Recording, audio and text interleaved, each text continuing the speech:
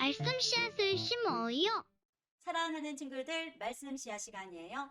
오늘 말씀은 사무엘하 4장부터 6장까지 말씀이에요. 다 함께 말씀 씨앗 심을게요. 사무엘하 4장.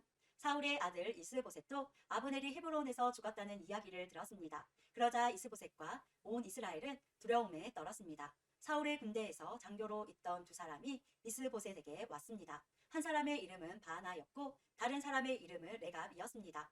그들은 베냐민 사람인 브에롯 마을 림몬의 아들이었습니다. 브에롯 마을은 베냐민 지파의 마을이었습니다. 브에롯 백성들은 깃다임으로 도망하여 오늘날까지 그곳에서 살고 있습니다.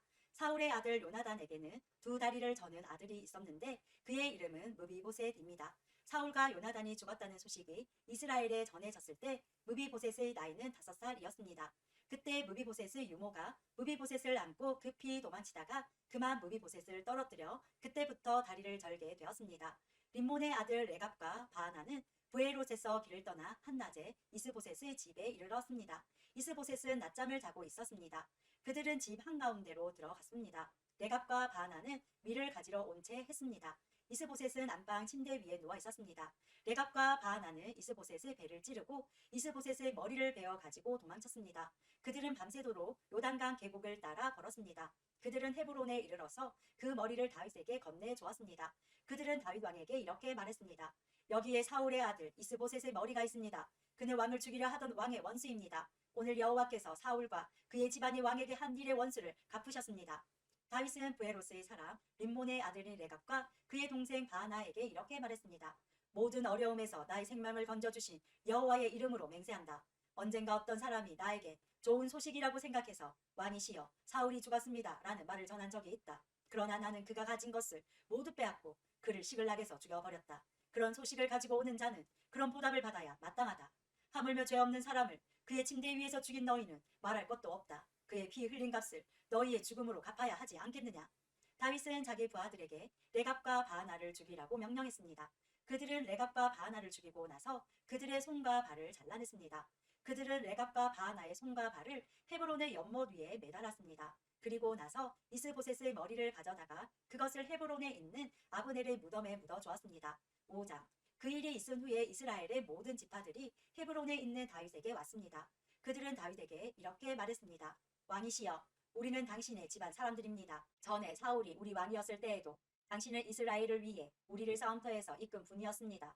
여호와께서는 당신에게 너는 내 백성 이스라엘을 위한 목자가 될 것이다. 너는 그들의 통치자가 될 것이다 라고 말씀하셨습니다.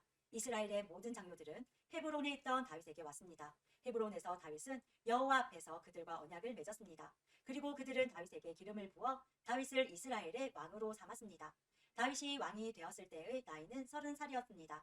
다윗은 40년 동안 왕으로 있었습니다. 다윗은 헤브론에서 7년 반 동안 유다의 왕으로 있었고 예루살렘에서 33년 동안 온 이스라엘과 유다의 왕으로 있었습니다. 다윗 왕과 그의 부하들은 예루살렘으로 가서 그곳에 살고 있던 여부스 사람들을 공격했습니다. 여부스 사람들이 다윗에게 말했습니다.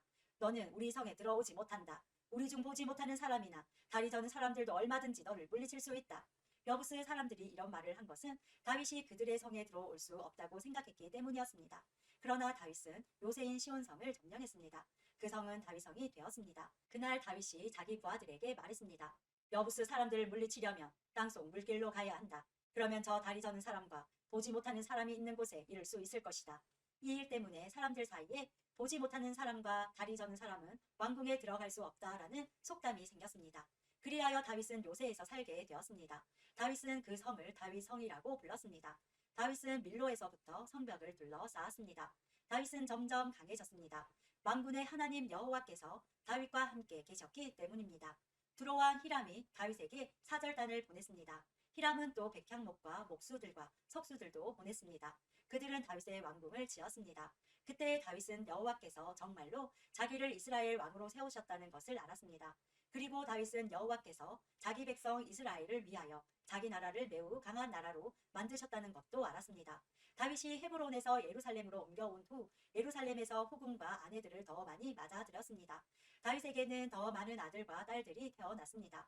다윗이 예루살렘에서 낳은 아들들의 이름은 삼무아, 소박, 나단, 솔로몬, 미팔, 엘리수아, 네베, 야비야, 엘리사마, 엘야다, 엘리벨렛입니다. 블레셋 사람들은 다윗이 이스라엘의 왕으로 세워졌다는 이야기를 듣고 다윗을 찾으러 올라왔습니다. 다윗이 그 소식을 듣고 요새로 내려갔습니다. 블레셋 사람들은 르바임 골짜기에 진을 쳤습니다. 다윗이 여호와께 여쭤보았습니다.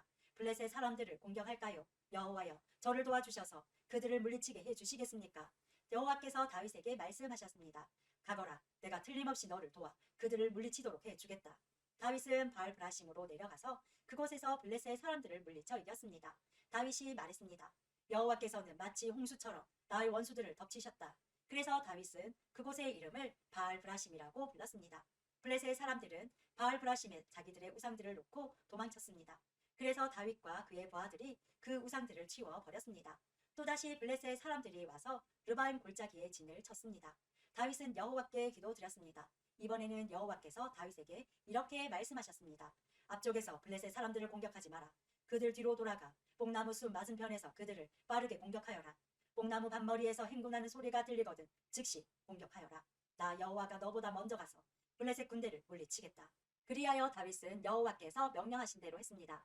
다윗은 블레셋 사람들을 물리쳐 이기고 게바에서 게셀까지 이르는 모든 길에서 블레셋 사람들을 뒤쫓았습니다. 6장.